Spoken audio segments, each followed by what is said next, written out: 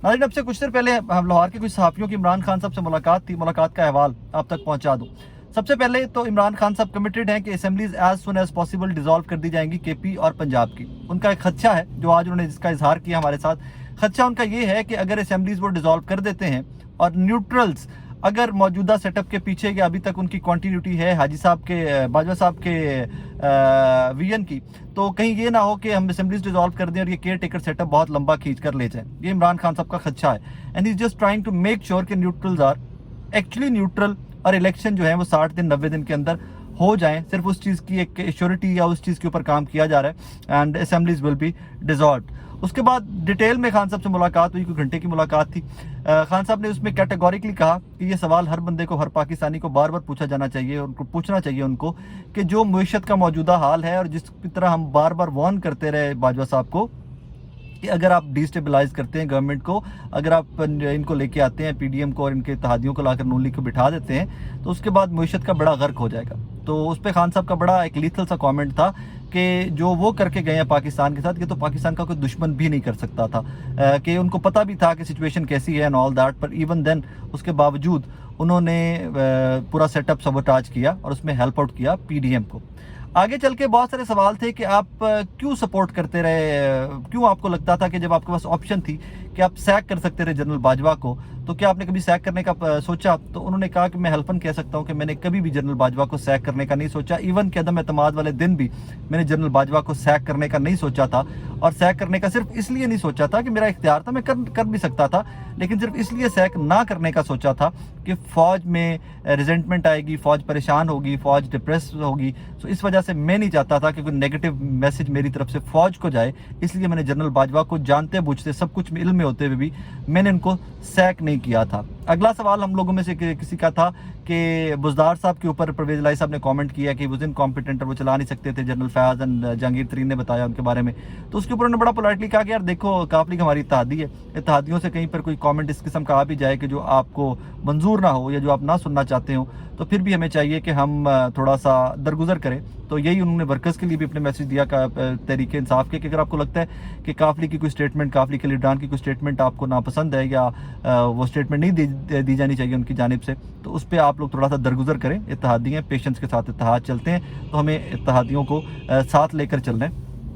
Election पे उन्होंने कहा कि जी मेरे कुछ एमपीएस इनसिक्योर हैं, उनको ये लगता है कि अगर हमारी गवर्नमेंट ख़त्म हो जाती है, हम असेंबलीज तहलील कर देते हैं तो उनको विक्टिमाइज़ किया जाएगा एंड ऑल दैट। मेरा सवाल उनसे ये था कि बहुत सारे लोग इस तरह के हैं जो प्रो डेमोक्रेसी हैं और एंटी डेमोक्रेटिक फोर्सेज जो हैं जिनका काम कुछ और है और वो सियासत में टांगे मारती हैं, अगर आपको अल्लाह ने दोबारा मौका दिया तो आप उनको अपने जो असल जगह है वहाँ पर भेजने में और पाकिस्तान की सियासत से आउट करने के लिए काम करेंगे। तो खान साहब ने उसके ऊपर बड़ा तफसीली जवाब दिया। उन्होंने कहा कि हमेशा मार्शल लॉ के बाद मार्शल लॉ की पेनिट्रेशन इदारों के अंदर इतनी ज़्यादा रही है पाकिस्तान के अंदर कि जमहूरी ताकतें, जमहूरी जमातें जो थी वो पनप नहीं सकी, वो कभी ताकतवर नहीं हो सकी। और कुछ लोग जो हैं वो इतने करप्ट थे, कुछ families, obviously People's Party and PMLN के लोगों की बात कर रहे थे, कि उन्होंने इदारों को करप्ट रखा। इदारों को करप्ट रखा तो इसकी वजह से नॉन डेमोक्रेटिक, अनडेमोक्रेटिक जो फोर्सेस थी वो बहुत ताकतवर होती गई और वो अपना पंजा फौज में और पूरे मुल्क में, अपना पंजा सियासत में और पूरे मुल्क में गाड़ती गई।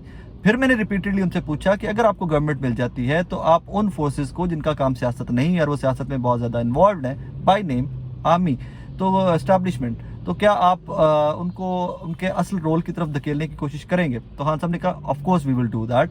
हम चाहेंगे कि हर बंदा, हर इदारा अपनी डोमेन के अंदर रहकर काम करे और वही काम करे जिसके लिए दे आर हायर्ड। सियासत सियासतदान का काम है। मैंने उससे पूछा कि जी 18 के इलेक्शन के अंदर लोग कहते हैं कि आपको स्टैब्लिशमेंट लेके आई। उन्होंने कहा यार स्टैब्लिशमेंट किस तरह लेके आई, हमारी तो 25 से 30 सीटें जो थी वो स्टैब्लिशमेंट ने कम कर दी। ख्वाजा आसिफ वाली सीट का उन्होंने मिसाल दी, उन्होंने राना सनाउल्लाह वाली सीट की मिसाल दी कि ये सीटें हमारी जीती हुई सीट थी। और जनरल बाजवा क्लैरिक वो पब्लिकली कहा करते थे कि मुझे आसिफ का फ़ोन आया, ख्वाजा आसिफ का, कि मैं सीट हार रहा हूँ, तो मैंने कहा तुम परेशान ना हो, तुम जीत जाओगे एंड ऑल दैट।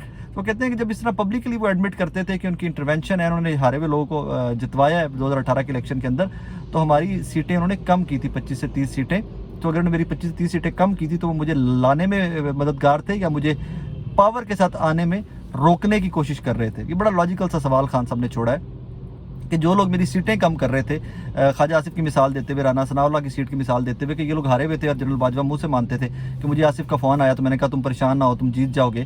تو اگر انہوں نے ہماری سیٹیں کم کی ہیں، انہوں نے ہماری سیٹیں جتنی تھیں ان میں ہمارے تحریک انصاف کے امیدواروں کو ہرایا ہے، تو اسٹیبلشمنٹ نے لانے میں میری مدد کی تھی یا روکنے میں، طاقت سے آنے سے روکنے میں ہمارے خلاف تھے وہ لوگ. بہرحال ڈیٹیلڈ ڈسکشن ہوئی، ڈیٹیلڈ بات ہوئی.